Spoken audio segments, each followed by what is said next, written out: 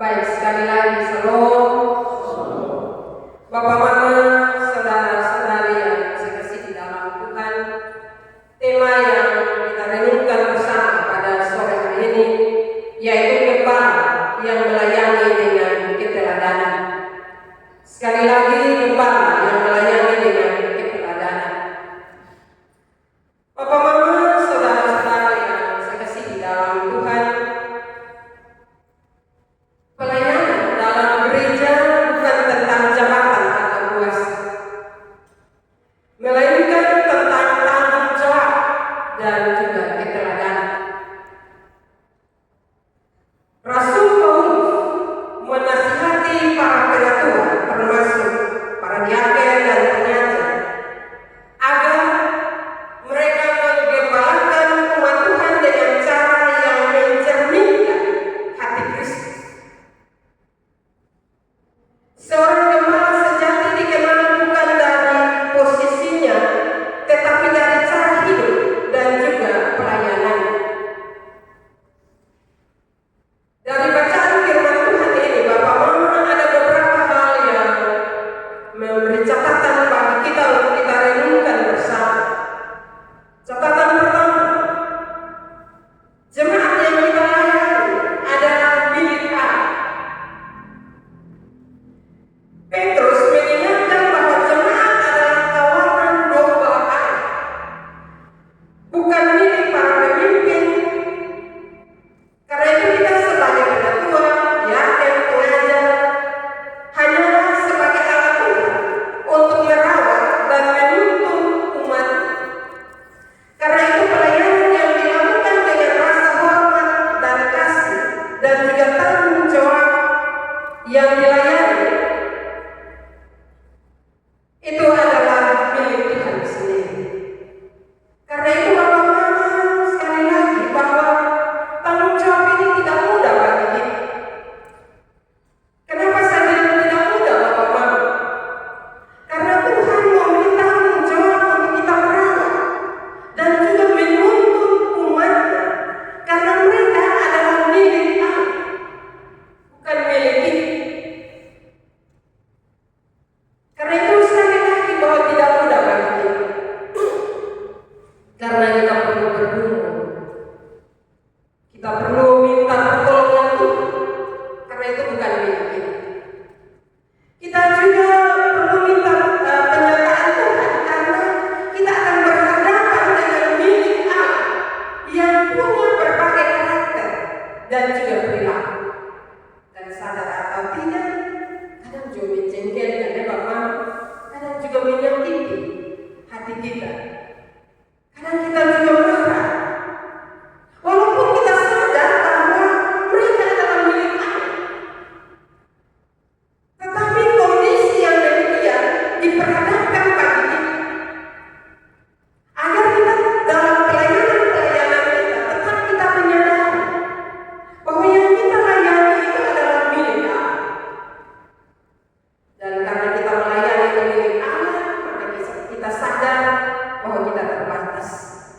Karena kesadaran itu sekali lagi Bapak Mama, kita tidak bisa bilang kita hebat atau kita mampu. Kita harus minta pertolongan Tuhan. Kita mengutamakan Tuhan dalam setiap tugas dan tanggung jawab yang diberi dalam kehidupan kita. Hal yang kedua, dalam nasihat firman Tuhan ini, Rasul Paulus menasihati melayani dengan sukarela. Pelayanan Kristen yang sejati lahir dari keteladanan hati, bukan keterpaksaan. Tuhan menghendaki pelayanan yang melayani dengan kasih, bukan dengan keluh. Nah ini Bapak Mama, kadang kita hadapi pergumulan berat di sini. Dari satu sisi kita menyadari bahwa kita menerima tanggung jawab itu dari Tuhan dan kita harus melayani dengan sukarela.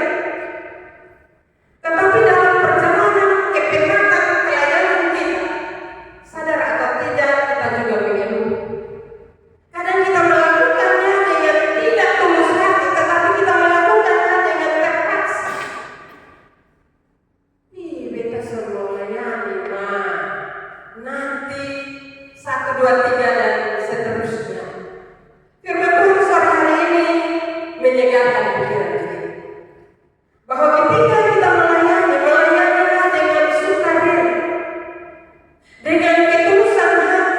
Ketika kita melayani dengan sukarela, dengan tulus hati, dengan sukacita, maka pelayanan kita tidak membuat kita capek dan juga mengeluh.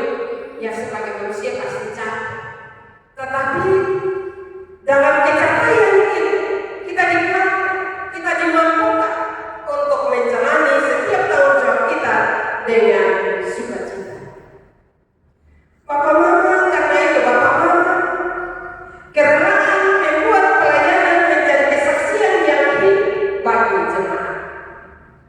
Ketika sekali lagi kita melayani dengan sukarela, maka pelayanan kita akan menjadi sebuah kesaksian yang hidup bagi jemaat. Hal yang ketiga, memimpin dengan keteladanan. Bapak Mama, Rasul Paulus menasihati kita di mana kita dipanggil untuk memberi contoh hidup. Kepemimpinan Kristen bukan soal kuasa, melainkan pengaruh melalui hidup keseharian ini.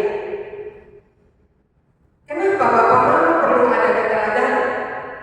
Karena ini kita bawa firman, kita memberitakan firman itu. Karena itu firman itu tidak saja kita beritakan untuk jemaat-jemaat, tetapi firman itu pertama-tama harus kita hayati dalam hidup kita. Dan kalau bisa firman itu menegur dahulu kehidupan kita. Ketika firman itu kita minta Tuhan untuk lewat firman-Nya membersihkan kehidupan kita, maka pelayanan kita akan berdampak. Pelayanan kita akan memberi teladan bagi orang-orang yang kita layani.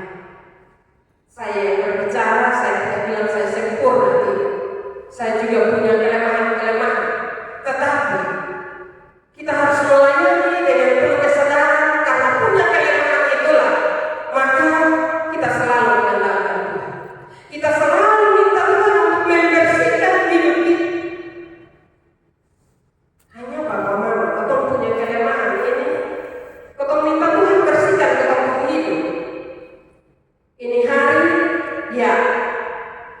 Besok ada lagi ketong bilang 2 kali, jangan 3 kali. Dan 3 kali ini manusia juga. Karena Tuhan mulai bersihkan hidup kita. Tetapi karena kemanusiaan kita lebih dominan, membuat pelayanan kita tidak memberi dampak atau juga memberi teladan bagi orang lain. Karena itu jangan heran Bapak Mama kalau ketemu melayani kadang orang bilang begini, dia omong, wah, dia pun diri, dia pun keluarga. Jadi akhirnya pelayanan kita kadang tidak memberi dampak bagi jemaat atau bagi orang-orang yang mendengar. Karena itu untuk semua terbatas, tapi kita belajar berupaya dan hari ke hari agar firman membersihkan kehidupan kita, sehingga dari pelayanan kita ada dampak, ada juga teladan yang orang lain ikut, orang lain dengar dan ikut, dan mereka mempercayai hidup mereka kepada Tuhan, iman mereka bertumbuh di dalam percaya kepada Yesus Kristus. Bapak Mama, saudara-saudari yang saya kasih di dalam Tuhan, kadang jemaat lebih mudah mengikuti apa yang mereka lihat, bukan hanya yang mereka dengar. Kehidupan yang kita jalani bukan hanya kehidupan lewat kata-kata rohani saja, tetapi lewat perilaku hidup keseharian kita. Pemimpin sejati Bapak Mama berjalan di depan, bukan dorong dari belakang.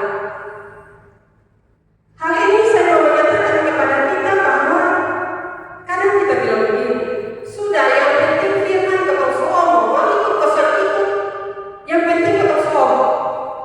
Sekali lagi Bapak Mama, kita yang dipercayakan sebagai pemimpin, kita harus berjalan di depan dan orang mengikuti kita. Mengikuti bukan hanya melangkah, juga mengikuti perilaku dan tindakan hidup keseharian kita. Memang ini berat, Bapak Mama, tetapi itulah tanggung jawab yang Tuhan percayakan dalam kehidupan kita. Bapak Ibu, saudara-saudara yang saya kasihi dalam Tuhan kita Yesus Kristus, pertanyaan refleksi bagi kita pada sore hari ini, apakah hidup saya mencerminkan Kristus bagi orang-orang yang saya layani? Hal yang keempat dari firman Tuhan ini yaitu menerima mahkota kemuliaan. Bapak Mama, Rasul Petrus menutup firman ini dengan janji yang indah atau upah bagi yang melayani. Yang pertama, Bapak Mama, bukan pujian manusia ketika kita melayani.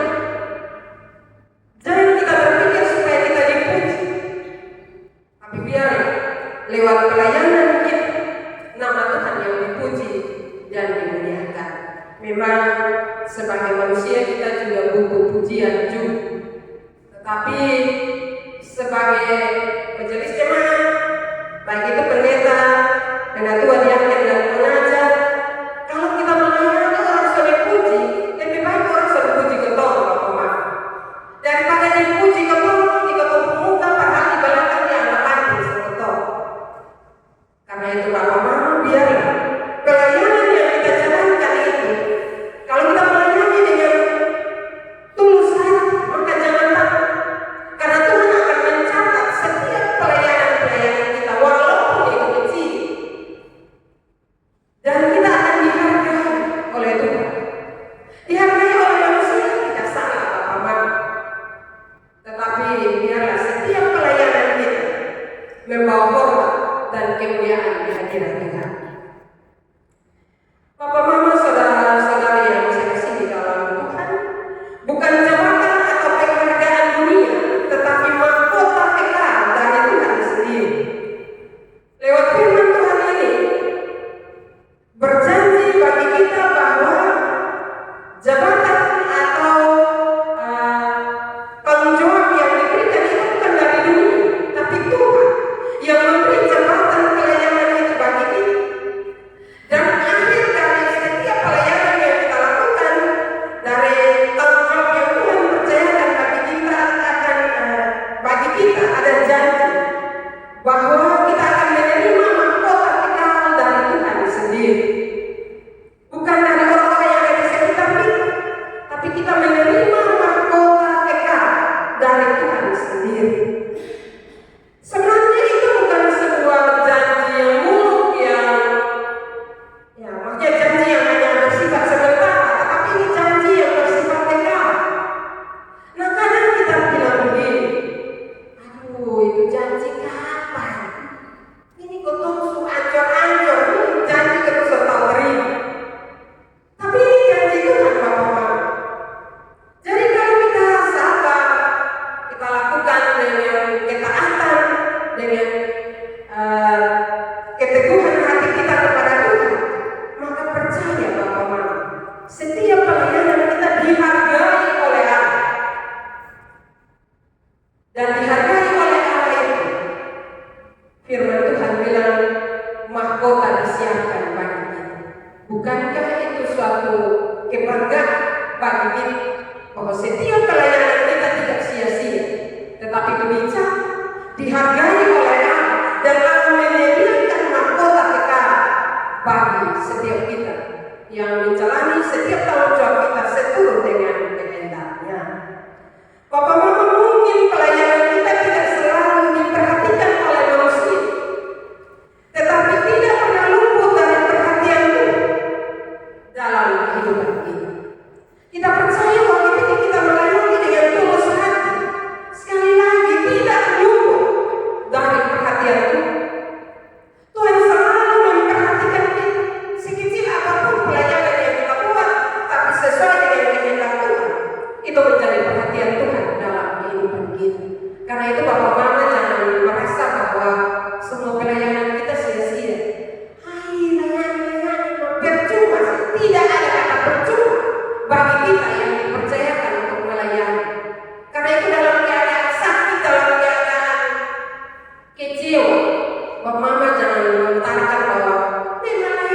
percuma, sesama, tidak Bapak Mama.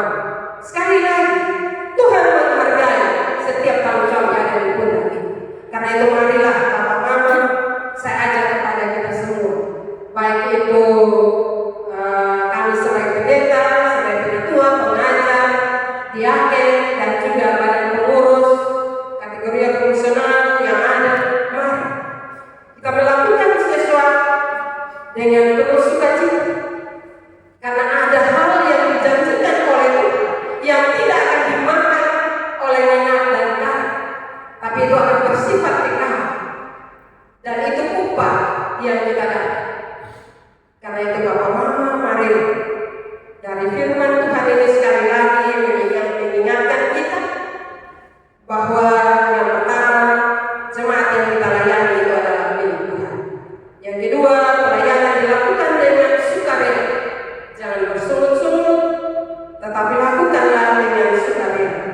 Kalau kepercayaan yang diberikan bagi kita, bersyukur. Misalnya 2-3 kali kita diberi kepercayaan melayani, jangan ngomel-ngomel. Terima kasih Tuhan, karena Tuhan mempercayakan pelayanan ini bagi saya. Itu suatu syukur yang seharusnya lahir dari hidup kita. Kadang kita orang bilang, terlalu bebas, saudara orang lain. Bersyukurlah kalau kita dipakai. Bersyukurlah kalau kita diberi kepercayaan untuk melayani. Marilah di tahun 2026 ini kita melayani dengan sukarela, tidak terpaksa. Kepemimpinan dijalani dengan keteladanan, berilah teladan. Sekali lagi, kita bukan sempurna, tapi belajar untuk memberi teladan dalam setiap tanggung jawab pelayanan kita. Kesetiaan akan menerima, ketika kita setia, kita akan menerima mahkota kemuliaan. Kiranya di tahun 2026 ini kita dimampukan Tuhan untuk menjadi pelayan dan pemimpin yang berkenan di hadapannya sampai Gembala Agung datang kembali.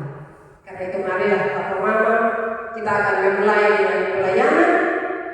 Dan hari ini kita sudah berdoa, tetapi tidak menutup kemungkinan bagi kita masing-masing di rumah kita ketika mau awal melayani di tahun ini, bertelurlah dan berdoa, menyerahkan pelayanan dan juga jemaat yang akan kita layani ke dalam tangan Tuhan.